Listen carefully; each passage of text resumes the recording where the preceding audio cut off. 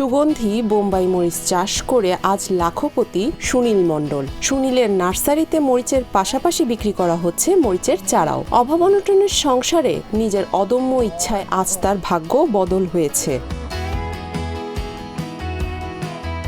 মরিচগুলো সুগন্ধি হওয়ায় সুনীলের বোম্বাই মরিচের সুখ্যাতি ছড়িয়ে পড়েছে দূর দূরান্তে। স্বল্প খরচে অধিক লাভ হওয়ার কারণে সুনীলের কাছ থেকে অনুপ্রেরণা পেয়ে অনেকেই এখন এই পেশায় ঝুঁকছেন। আমি এখানে দেখতে আসছি, আমি তাদের কাছ থেকে শেখার জন্যই আসছি কিভাবে তারা পর্যবেক্ষণ করে, কিভাবে তারা গাছটা ঔষধ দেয়, কিভাবে তারা এই রোপণ করছে, এগুলো দেখে আমি নিজেই আগ্রহী হচ্ছি যে আমিও চাষ করব। সুনীলের ছোট থেকেই স্বপ্ন ছিল নার্সারি ব্যবসা করার। পারিবারিক নানা টানাপোড়েনের মধ্যে সেই স্বপ্ন পূরণেই মাধ্যমিকের গণ্ডি পেরিয়ে যায়। এরপর শুরু করেন নার্সারি ব্যবসা। প্রথমে এই কাজে তেমন সফলতা না পেয়ে ভেঙে পড়েন তিনি। এরপর 1 একর জমিতে ঘৃতকুমারী হিসেবে শুরু করেন মরিচাবাদ। আর পিছে ফিরে তাকাতে হয়নি, লাভের মুখ দেখতে শুরু করেন সুনীল।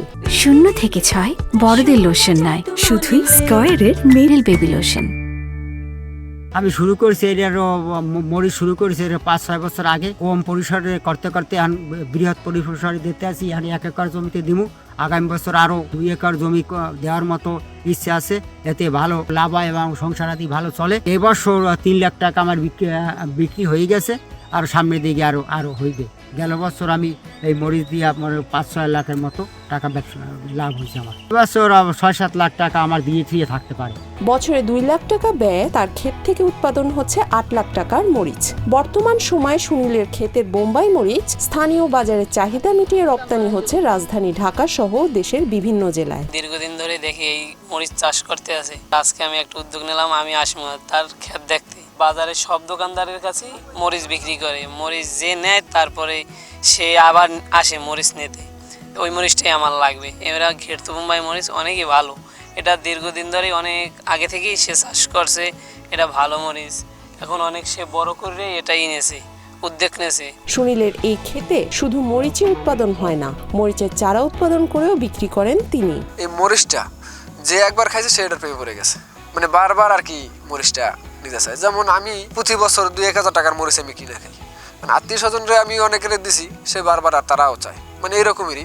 এবং বরগুনা জেলায় তার মনে করেন খুব খ্যাতি, মানে তার এক কথা বললেই চলে যে আপনার তার বোম্বাই মরিচ ছাড়া চলেই না। যেমন ঝালমুড়ি, ফুচকা, চটপুরি, এরা আর কি এদের ছাড়া চলেই না। সুনীলের ব্যক্তি উদ্যোগে গড়ে ওঠা বোম্বাই মরিচ আবাদের সফলতায় খুশি কৃষি বিভাগও। এই জন্য সকল আগ্রহী উদ্যোক্তাকে কৃষি বিভাগের পক্ষ থেকে প্রযুক্তিগত ও কৌশলগত পরামর্শ দিয়ে সহযোগিতার আশ্বাস দিয়েছে বরগুনা কৃষি সম্প্রসারণ অধিদপ্তরের কর্মকর্তা আবু সৈয়দ মোহাম্মদ জোবাইদুল আলম। এখানে যে বোম্বাই মরিচের যে চাষাবাদটা হয়েছে, এটা কৃষক সহযোগী করেছে। আমরা তাদেরকে বিভিন্ন ধরনের পরামর্শ দেই।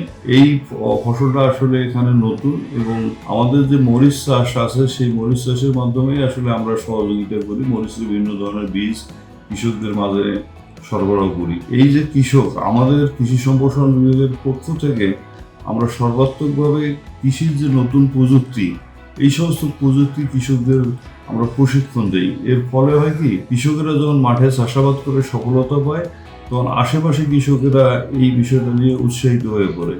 এইভাবে কৃষির যে নতুন প্রযুক্তি, এই প্রযুক্তিগুলি ছড়িয়ে পড়ে। আমরা কৃষকদেরকে সবসময় উৎসাহিত করি কৃষিকে বাণিজ্যিকীকরণ করার জন্য। অর্থাৎ কৃষক যদি কৃষিটাকে বাণিজ্যিকভাবে চাষাবাদ করতে পারে, তখন কৃষক লাভবান হয়।